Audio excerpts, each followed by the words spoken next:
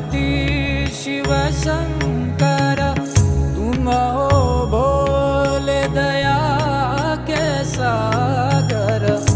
दूर करो सब दुख हमारे, दूर करो सब दुख हमारे। शंभो शंकर नमः शिवाय, गिरिजा शंकर नमः शिवाय। आदिदेव तुम नमः